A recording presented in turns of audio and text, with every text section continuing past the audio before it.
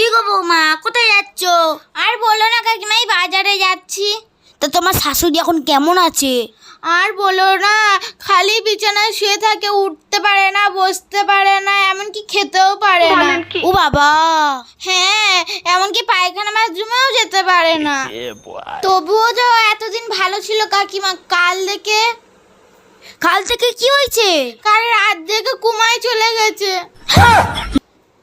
ঘুমায় চলে গেছে?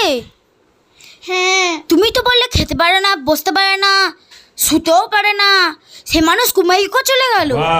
আসলে কাকিমা, আরে কাকিমা আমার কথাটা তো আগে শুনুন। আরে বৌমা বলো না, কি করে কুমায় চলে গেল?